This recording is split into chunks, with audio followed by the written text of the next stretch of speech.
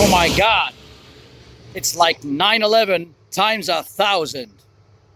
That's like 911,000. It's a fantastic line in the movie Team America World Police. One of the most memorable lines, in my opinion. So, this is the Redpill Diaries, and I'm Craig. And the reason why I opened with that is because of I got a funny thing through. You may have had it yourself in social media. Some guy, he sounds like a New Yorker, maybe he works at the fire department or police department, getting all pissed off and he's throwing spitting and all that sort of stuff. Angry about how, the guy had a pretty good rant. I liked it. But basically, it's just showing how the average person is starting to wake up now. It makes me think. You can see very good visibility today. Very in the far distance, the end of that line, you can see the little thing sticking up on the hill. You can possibly see it. That's a tower that gives you visibility towards Croatia, Hungary, and Slovenia. I can see all three countries from one, and you can see Austria, I think, from there too. Yeah. Anyway, I was just thinking to myself, one, I might go relax in those chairs over there while I talk. And two, back in the day, well, first thing was maybe what's going on right now, because I don't know what it is. I'm not feeling. I felt we've been lied to the whole time, but we were lied to in 9/11. We were lied to many, many times. We were lied to the terrorist attacks in London, multiple times. I think we're lied to about entering the war in Iraq and crossover. And Syria and Libya.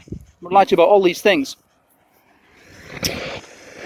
And so I go by my instinct, right? My instinct tells me we were lied to. We were lied to. I discovered later in life, we were lied to. My instinct told me the monetary system was all made up. And when I was in high school, I gave my rendition of what I thought was, the monetary system. And I was right. I learned later in life that I was totally right. And everyone in the class laughing at me as if I was wrong. They were the idiots. So I have to trust my instinct again when it tells me that come wee man, that here we go. Just trying to do some physiotherapy for my knee. I have to trust my instincts again when it tells me that there's nothing really to be scared of. Well, maybe that's just me though. Maybe I have nothing to be scared of, but you do. I don't know.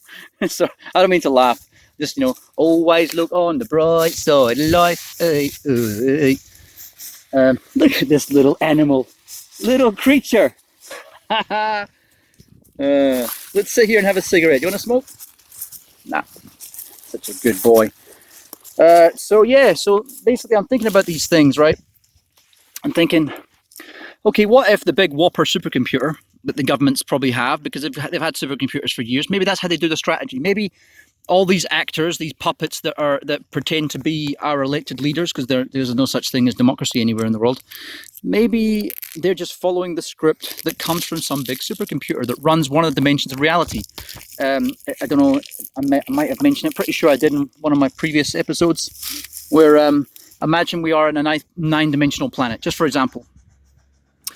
And let's say time, the distance or movement dimensions, let's say they're all within dimension 1 to 8, so time is dimension 9, right? We have absolutely no concept of what dimension 4, 5, 6, 7, and 8 is, because our minds simply can't grasp it. Or they probably could, but it would take a lot of explanation, and even then it would start to fall down like a deck of cards. Like, I've got it, it's just falling to pieces. But that situation, right? So one of the things I was floating to my brother was that this situation that we find ourselves in, we might be living simultaneously in our own reality and in in our own mind at the same time, with people like I don't know, people can interact with your zone, but they also have their own at the same time, and you can interact in theirs. We just don't know. So anyway, let's say that there is this thing controlling the universe, and it's not necessarily nefarious. But then in that nefarious group, for some reason, it seems to attract a lot of pedophiles. let's just say that's by chance, okay? That you get pedophiles and greedy people that get attracted to that. They can never have enough, and they also they end up offing people like Hillary Clinton's crowd obviously does, because everyone who comes against her seems to end up dead, right? Now, even if that is the case, well, if that is the case, well, even if it is the case, I was right to begin with. What if it is just bad actors, and overall the ruling elite, for want of a better expression, are actually acting upon some good information? So, for example, when they decided to destroy Syria, maybe it was looking forward. Let's say, I don't know if you know, there's a story, the ancient story of Cassandra, that she could predict the future. There was a Red Dwarf episode called Cassandra as well, about a supercomputer sunk down at the bottom of an ocean in some planet, and they tried to dispose of it because this computer could continually tell the future all the time. And if you can see the future all the time, it's actually quite a bad thing indeed if you can see it with pinpoint accuracy, because there ends up being no free will, and it ends up driving you crazy.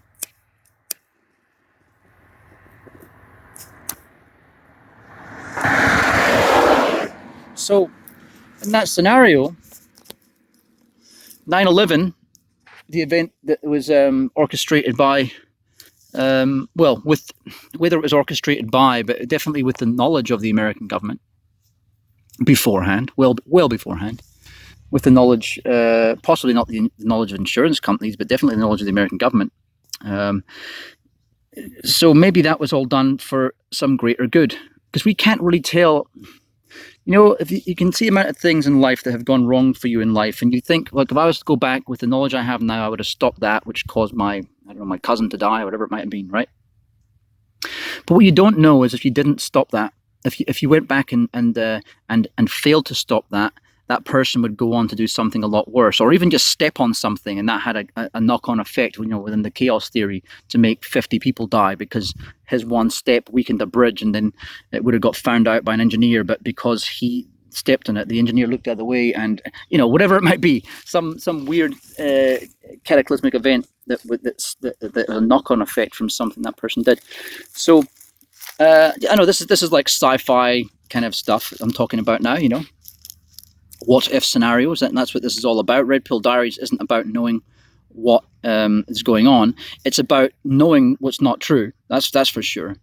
But as far as being red pilled isn't about knowing what's true. Red pilled is about knowing what's bullshit. Because the reality is, none of us know what's true. Flat Earth community seems to think they know, they have all the answers. Not all of them, but some of them do, and it's as do most globe earthers as well. So I just think it's a very arrogant place to be. So, in the spirit of not knowing, I think what it could be is, well, one of the things it could be, of the many, many, many things it could be, is that this, like, was described as it's like 9/11 in slow motion. That's what my brother was just sending me. He said he's seen people describing it as. I've seen it described as 9/11 a lot, but not in slow motion. I think it's quite a good one, good spin on it. But it's a global version, of course. And if it is something that's fully on purpose, whether we know it was China, America, whether China and America and England and everyone are working in cahoots against us or for us, that's my point really about this video. Let's cut to the chase. My point is, we don't even know if the seemingly nefarious people that control our world actually have overall our best interest in heart or not. Because you know the old saying, you have to be cruel to be kind. Well, that would open up the possibility that perhaps the really bad things that happen, let's say, for example, what's happening right now is Agenda 21, or the start of Agenda 21, to bring us down to a population of 500 million people, like what it says in the Georgia Guidestones, right? If that's the case, they may have already played in their simulation version of Earth, if this is not a simulation that we're in right now, in their computer simulation, in our computer modeling, sorry, that if they don't do something now, because let's face it, the way the world was not good. I didn't like it. I'm kind of glad at the moment. And I hate to say that, and I know it's going to piss a lot of people off, but if you left it up to humanity to, is that dope? It looks like weed. Anyway, looks like marijuana a little bit. Anyway, little ones. if you left it up to humanity to change, they would never change. Because people are like, oh, but I've just got to get my mortgage. They just be slaving away, trying to get their new thing, and they feeling that everything's important. Oh, but my kid has to get this, and my mum has to get a new whatever it is. There's always something you need, or I need to upgrade my Corvette, whatever. I like these old tractors here. Old Yugoslavian tractors. Yeah, there's always something people feel they need, and the thing is, people get caught up in their own drama. They're hypochondriacs. They make mountain out of molehills, and it will never ever end. You'll never get a general consensus because people don't disagree. So this is why democracies, as good as they sound, they don't really work as well as if you look in ancient history. Democracies. I'm thinking of Socrates. Democracy. Yeah. They didn't necessarily serve themselves more than what some, let's say, monarchies and things did. Look at the English monarchy, right? It was a total tyranny, but it went around the world. It became very powerful. So it did, in many ways. You could say it worked. You could say it worked, right? It achieved its agenda of tyranny and domination, right? So maybe what's happening is maybe this is for our best, and it is one of those things where, right? If you found out, for example, there was an old episode of the Twilight Zone back in, I think it was the 80s. It might have been the 90s, but I'm pretty sure it was the 80s. And what it was it was showing that there was these beings, from memory, it's a long time ago, I was really young. There was these beings that, my cigarette went out. Hey there. There was these beings that came back to Earth, and they told us that if we don't basically reach some state, some certain state, we would end up being what's the word? Destroyed. The whole planet would be destroyed. So what happened is all the world leaders get together. This is from my best recollection of it anyway. The world leaders get together, and then they end up saying, when the aliens come back again, or whatever, they might have even been from here and then just came back again, but they could have been aliens. And when they came back, now all the traffic's coming. Anyway, when they came back,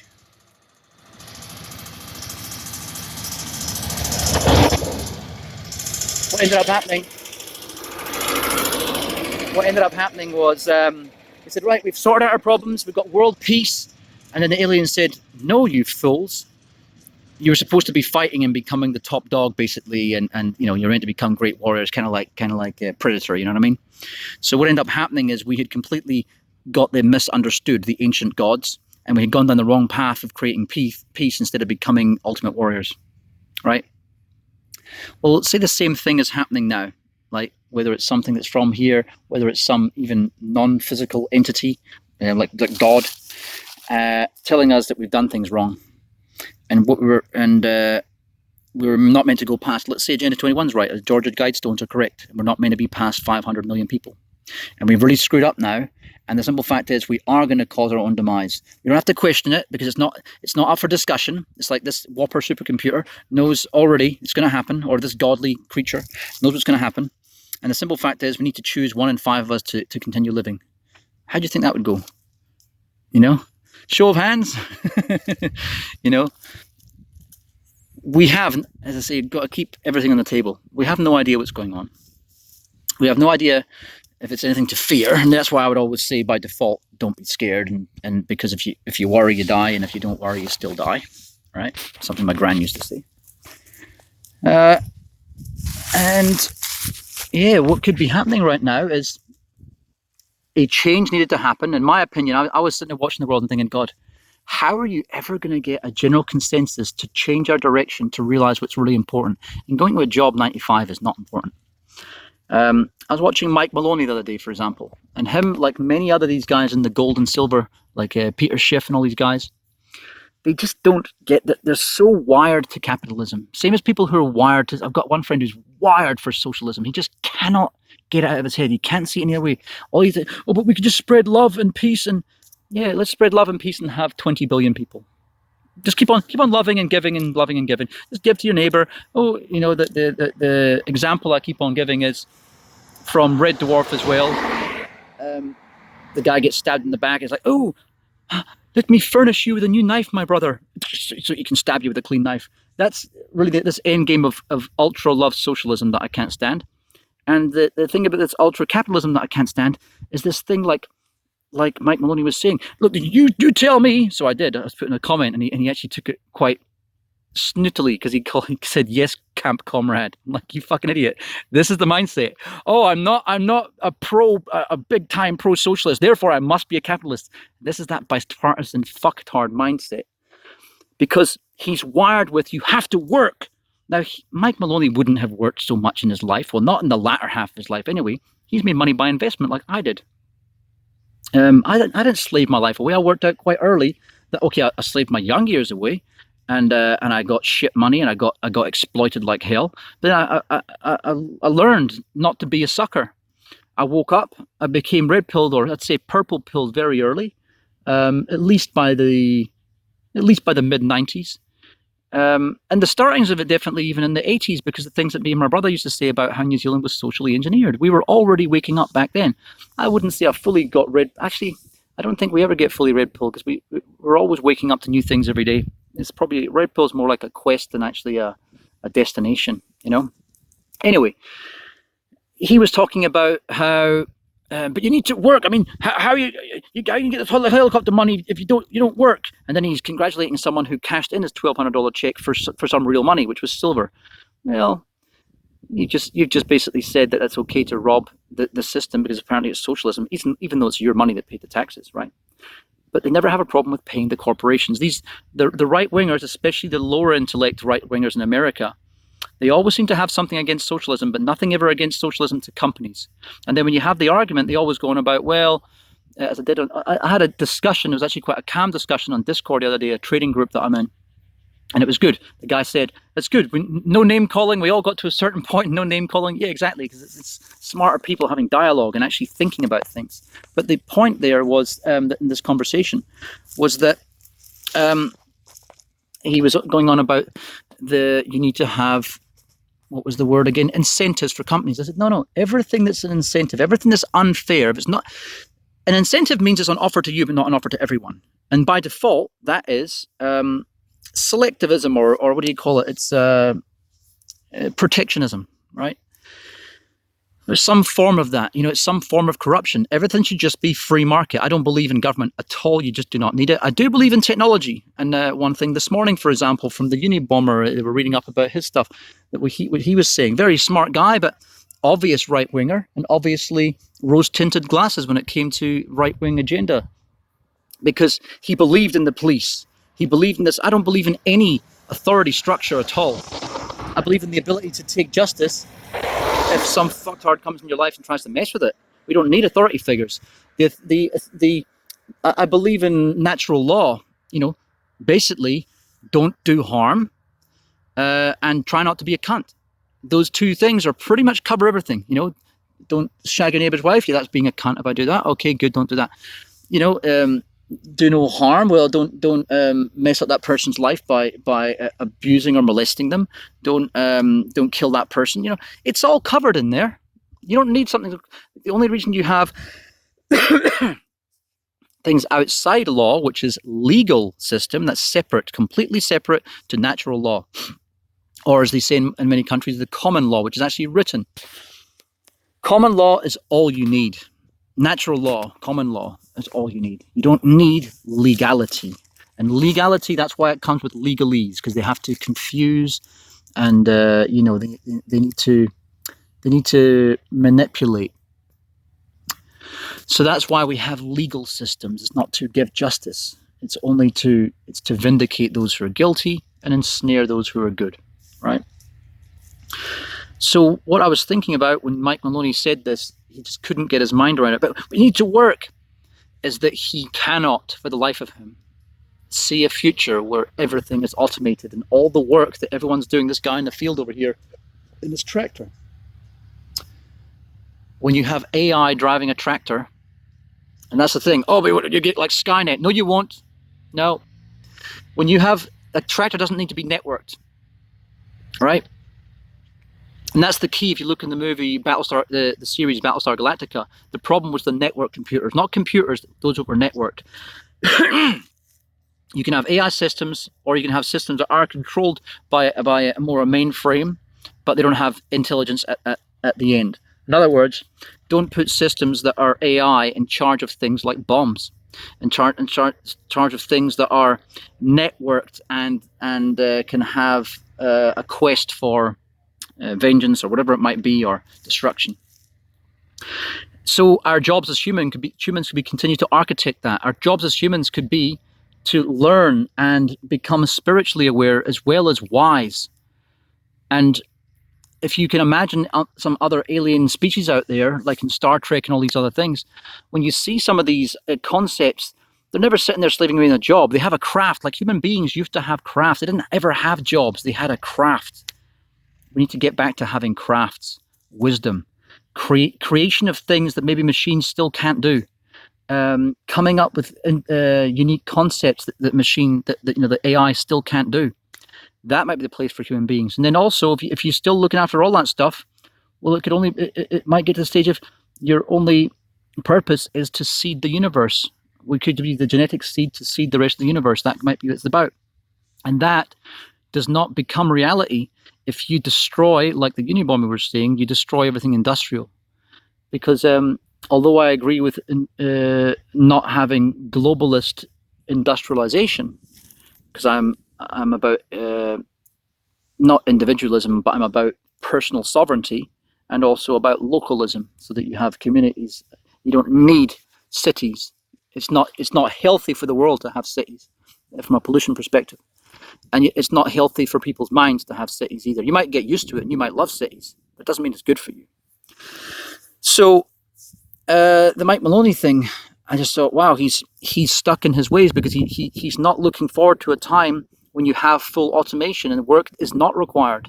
He's not looking forward to a time where if you did carry on socialism or capitalism beyond the point of full automation, the only result is global tyranny, because you end up having unlimited power in the hands of a few, and that always equals bad times. Over done. So yeah, that's what I think about the situation. Maybe what's happening is good. It doesn't feel bad to me. I don't feel evil. I don't feel that evil is going on right now. I don't feel that this is going to spell the end of things. And I feel that the outcome of this is all going to be good. And that could just be that maybe things are bad, but the outcome might be that this wakes us up to overthrow these tyrants that control our planet. Or it could be that these tyrants that control our planet aren't actually tyrants in the first place, and they've actually got our best interests at heart. I don't know, but one thing I know is that being scared, being worried, being angry, these things don't help. They're useless emotions. Not all emotions are useless, but those three certainly are. I'm going to leave it at that. This has been Redpill Diaries. I've been Craig, and you've been you, I hope.